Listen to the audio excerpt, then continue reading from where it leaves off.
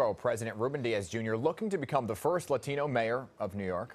He made that clear during his State of the Borough address last month. Now the Borough President joining us this morning to discuss his future and the future of the Bronx. So good morning to you, sir. Thanks for coming in this morning. Good to be back, Dan. Let's talk about some hot topics right now happening in the Bronx. You've been going after specialized high schools to change their admission process for quite some time now. Yesterday, those news came out about the numbers showing that the Bronx High School of Science had 12 out of 803 new students as African American. The numbers are creating a problem in terms of diverse classrooms. How would you change that process? Well, clearly, when you see that less than 10% of the students out of thousands that have taken the exam and have been admitted or have been given seats throughout the city of New York, when less than 10% are Black and Latinos, when Black and Latinos make up 70% of the city's population, clearly the status quo is not working. I would not do completely away with the entrance exams. What we've said since 2011, as we've put out reports and people can go onto my website, is that we should do testing plus.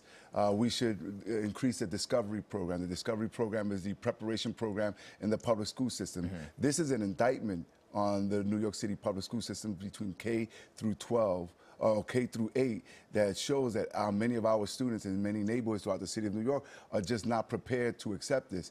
We should increase the gifted and talented program.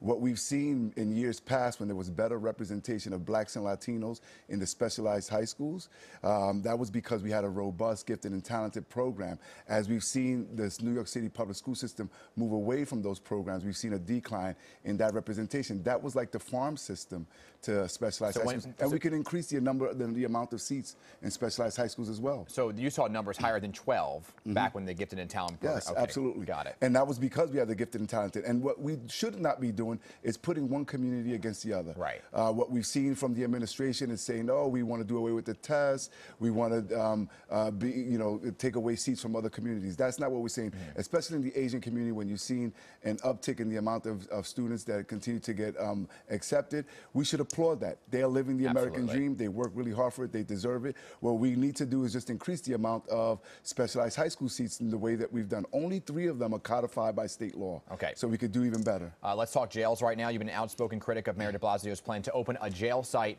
in the Bronx. You're for closing Rikers Island, but what do you want to see happen here? So again, Dan, let me be very clear here. I am for unequivocally of closing down Rikers Island. Right. We have done and supported all the things like no cash bail, alternative to incarceration to those with mental health issues. So what are you objecting? So what I'm objecting is the process, and it's ironic because here we are talking about criminal justice reform, and there's an injustice being perpetrated on the Bronx by the mayor and the administration.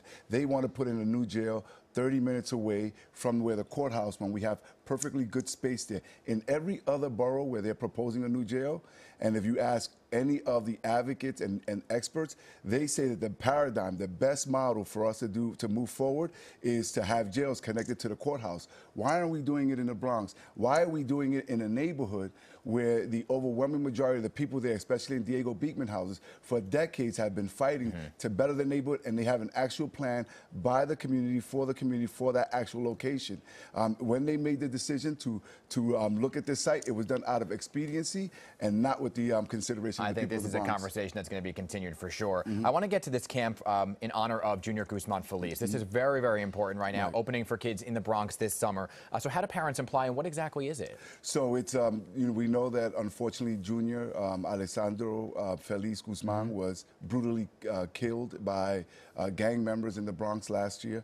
And we wanted to see how is it that not only we pay homage to him, and respect the family, but also avoid this from happening ever again. The best way, or one of the ways that we've done it, aside from other things like putting money into after-school programs, is to develop a camp, a sleepaway camp in Harriman State Park.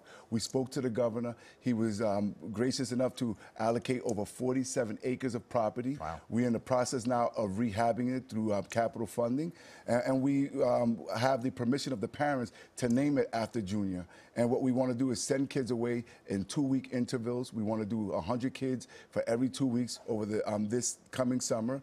And we want parents to reach out to the Fresh Air Fund, which is administering this program. It's for Bronx kids right now, just for Bronx kids.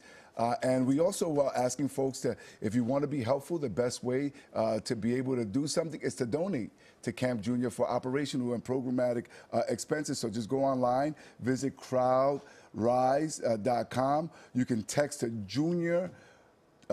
Text Junior to 41411 or simply call the Fresh Air Fund at 212-897-8900. And we're going to have all that information on our website, pix11.com as well. Such an important cause. By the way, you are running for mayor.